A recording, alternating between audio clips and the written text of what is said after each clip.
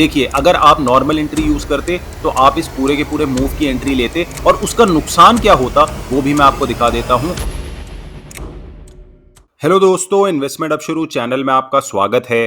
तो आज हम लोग देखने वाले हैं एक और जबरदस्त ट्रेड जो कि लिया गया था कोर्स वाली स्ट्रैटेजी को यूज करके। और इस वाले ट्रेड में कुछ स्पेशल है।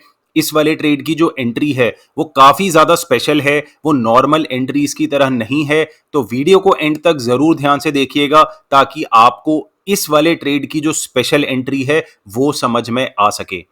तो सबसे पहले कोर्स वाली स्ट्रैटेजी में हम होते हैं बड़े वाले टाइम फ्रेम में, और यहां पर जो बड़ा वाला टाइम फ्रेम है वो आप देख सकते हैं वो वीकली टाइम फ्रेम है। और वीकली टाइम फ्रेम में हम यहां पर देख सकते हैं कि यहां पर एक अप ट्रेंड बनते जा रहा है। अप ट्रेंड बन रहा है, उसको मैंने मार्क करने के लिए आपको क्लियरली नजर आ जाए इसके लिए लाइंस भी बना रखी हैं।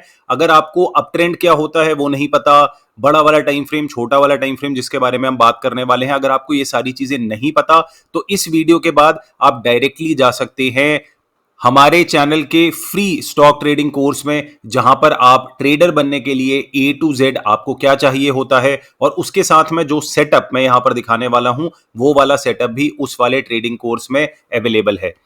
तो सबसे पहले हम हैं बड़े वाले टाइम फ्रेम में और आप यहां पर देख सकते हैं कि यहां पर एक अप ट्रेंड बन रहा है। तो अप ट्रेंड बनने के बाद हमें क्या करना होता है, जब अप ट्रेंड हमने आइडेंटिफाई कर लिया है उसके बाद हम बनाएंगे फिबोनाची रिट्रेसमेंट। तो चलिए यहां पर बना लेते हैं और फिबोनाची रिट्रेसमेंट के बाद 60 to 80% के बीच में हम बनाएंगे अपना डिमांड जोन। और इस जगह से हम स्टॉक में रिवर्सल की उम्मीद करेंगे कि स्टॉक डिमांड जोन तक आए और उसके बाद यहां से स्टॉक ऊपर की तरफ घूमे। ये हमारा सेटअप होता है जिसमें हम डायरेक्शन ढूंढते हैं बड़े वाले टाइम फ्रेम में, लेकिन एंट्री हम बनाते हैं छोटे वाले टाइम फ्रेम में।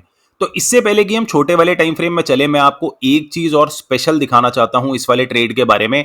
अगर आप थोड़ा सा जूम आउट करके देखेंगे तो आपको यहां पर दिखेंगे बहुत सारे हाइज, बहुत सारे स्विंग हाइज, जिसको इस मूव ने, इस कंप्लीट मूव ने ब्रेक कर दिया है।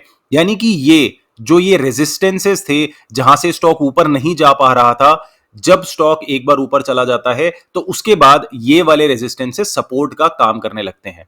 अगर आप ये नहीं जानते कि रेजिस्टेंस जब टूटता है तो वो सपोर्ट क्यों बनता है, उस पर अपनी एक अलग वीडियो आ चुकी है, उसका लिंक भी मैं डिस्क्रिप्शन बॉक्स में डाल दूंगा। तो जब यहां पर जो रेजिस्टेंस है जब वो टूट गया है तो अब वो यहां पर सपोर्ट का काम कर सकता है। तो चलिए उसको भी मार्क कर देते हैं। यहां पर ये स्विंग हाई है, ये भी स्विंग हाई है, इस जगह पर स्विंग हाई है और इस जगह पर स्विंग हाई है। ये डिमांड जोन नहीं है, इसको हम बोलेंगे सपोर्ट।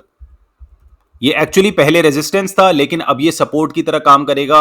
और सबसे खास बात इस ट्रेड के बारे में ये है कि आप देख सकते हैं कि सपोर्ट और डिमांड जोन ये दोनों जो हैं ये लगभग ओवरलैप कर रहे हैं। ये बहुत ही ज्यादा अच्छी बात होती है क्योंकि इसकी वजह से आपके ट्रेड की एक्यूरेसी और ज्यादा बढ़ जाती है। डिमांड जोन से स्टॉक के बाउंस बैक करने का चांस होता है और सपोर्ट से स्टॉक के बाउंस बैक करने का चांस होता है जब वो दोनों ओवरलैप कर रहे हैं। इसे कॉन्फ्लुएंस भी बोलते हैं, यानी कि वो दोनों ओवरलैप कर रहे हैं, दोनों सेम बातें कह रहे हैं। तो इससे जो आपको ट्रेड मिलता है वो नॉर्मल ट्रेड से बेटर होता है, वो एक हाई प्रोबेबिलिटी का ट्रेड होता है। तो चलिए बड़े वाले टाइम फ्रेम में हमने देख लिया कि काफी ज्यादा हाई प्रोबेबिलिटी वाला एक सेटअप यहां पर बन सकता है। तो अब हम चलते हैं छोटे वाले टाइम फ्रेम में और जानेंगे उस स्पेशल एंट्री के बारे में जो कि हमने ली थी इस वाले ट्रेड में। तो चलिए अब हम चलते हैं डेली टाइम फ्रेम में।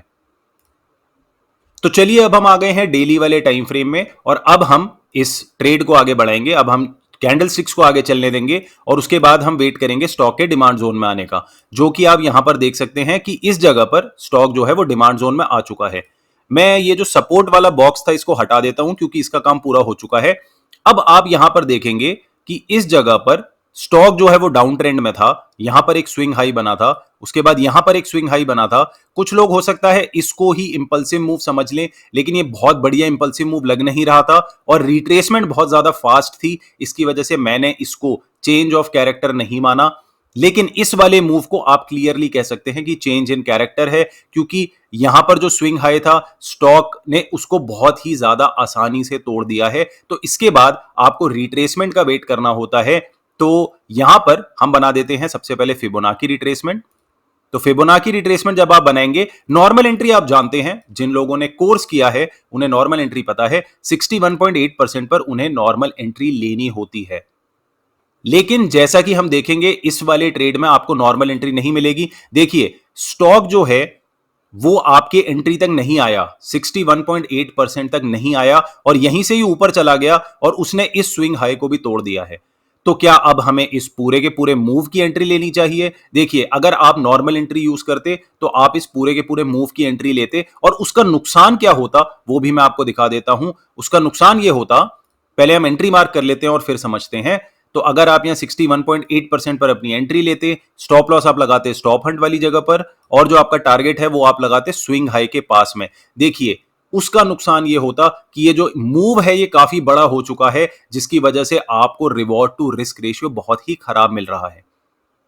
हम कोई भी trade 3:1 reward to risk ratio से नीचे का नहीं लेते हैं। इनफैक्ट कोशिश ये होती है कि 3.3, 3.4 या 3.5:1 से ऊपर वाले ट्रेड्स ही लें, लेकिन यहां पर आप देख सकते हैं आपको कितना खराब रिवॉर्ड टू रिस्क रेशियो मिल रहा है। तो अब यहां पर आती है वो स्पेशल एंट्री। हमने क्या किया, हमने इनिशियल वाले इंपल्सिव मूव को ही कंसिडर किया, इनिशियल वाले इंपल्सिव मूव को ही कंसिडर किया और यहां पर हमने वेट किया स्पेशल स्टॉप हंट का। अब देखिए स्पेशल स्टॉप हंट क्या है। स्पेशल स्टॉप हंट एक नया कंसेप्ट है, उसके बारे में अभी तक मैंने वीडियो नहीं बनाई है। अगर आप चाहते हैं कि स्पेशल स्टॉप हंट क्या होता है, इसके बारे में वीडियो बने, तो प्लीज कमेंट सेक्शन में नीचे जरूर लिखिएगा, उसके लिए भी मैं एक अलग से वीडियो बना दूंगा। लेकिन हमने क्या किया, हमने ये जो पूरा का पूरा मूव था, जो पहला मूव था, पहला इंपल्सिव मूव जिसने हमारा चेंज इन बिहेवियर कंफर्म कर दिया था, उसके 61.8% पर ही हमने अपनी एंट्री बनाई और आप देख सकते हैं कितना बढ़िया रिवॉर्ड टू रिस्क रेशियो 3.85:1 का रिवॉर्ड टू रिस्क रेशियो मिल रहा था। और ये जो स्विंग हाई बना था, यहां पर हम स्पेशल स्टॉप हंट की वेट कर रहे थे कि ये जो विक है उसके नीचे एक बार प्राइस जाएगा, यहां पर स्पेशल स्टॉप हंट होगा और 61.8% भी यहां पर ऑलरेडी है। दोनों की वजह से काफी चांसेस बढ़ जाते हैं कि आपको अपनी एंट्री मिलेगी और हम उसी एंट्री का यहां पर वेट कर रहे थे। तो अब चलिए देखते हैं स्टॉक ने आगे किस तरह से परफॉर्म किया है, कहां पर हमें एंट्री मिली थी और उसके बाद स्टॉक किस तरह से अपने टारगेट की तरफ गया है। तो यहां पर आप देख सकते हैं इस जगह पर हमें अपनी एंट्री मिल गई थी और एंट्री मिलने के बाद स्टॉक में क्या धमाकेदार मूव आया है, क्योंकि यहां पर डिमांड जोन और सपोर्ट, बड़े वाले टाइम फ्रेम का सपोर्ट और बड़े वाले टाइम फ्रेम का डिमांड जोन, दोनों के दोनों ओवरलैप कर रहे थे। एंट्री मिलते ही देखिए स्टॉक कितनी तेजी से ऊपर की तरफ भागा है और हमें काफी अच्छा 3.85:1 का रिवॉर्ड टू रिस्क रेशियो मिला है। अब देखिए अगर आप ये वाली स्पेशल एंट्री नहीं यूज करते, आप कोर्स में बताई गई जो नॉर्मल एंट्री है अगर आप उसे यूज करते, तो 61.8% पर आपको बहुत ही खराब रिवॉर्ड टू रिस्क रेशियो मिलता और इतने खराब रिवॉर्ड टू रिस्क रेशियो वाला ट्रेड आपको नहीं लेना चाहिए। इसीलिए हमने इस वाले ट्रेड में अपनी स्पेशल एंट्री को यूज किया। तो जो लोग ट्रेडिंग कोर्स कर चुके हैं प्लीज नीचे कमेंट करके जरूर बताइएगा कि क्या ये वाला स्टॉक आपके रेडार में था, क्या आपने कोर्स वाली स्ट्रैटेजी को यूज करके हीरो मोटोकॉर्प के स्टॉक में ट्रेड लिया था या नहीं लिया था। और अगर अभी तक आपने फ्री वाला स्टॉक ट्रेडिंग कोर्स किया ही नहीं है तो भाई वेट किस चीज की कर रहे हैं, आप अभी जाइए और जाकर के इस वाली स्ट्रैटेजी को डिटेल में सीख लीजिए। चैनल पर रेगुलरली ट्रेड्स आते रहते हैं, किस तरह से टारगेट्स हिट होते हैं, किस तरह से स्टॉप लॉसेस हिट होते हैं, सारी चीजें आपको बिल्कुल ट्रांसपेरेंटली बताई जाती है। तो चलिए आज की वीडियो में इतना ही। अगर आपको वीडियो अच्छी लगी है तो लाइक कीजिए, नहीं अच्छी लगी तो डिसलाइक कीजिए, ज्यादा ही अच्छी लगी है तो सब्सक्राइब कर दीजिए। Thank you everyone, thanks for watching, फिर मिलेंगे।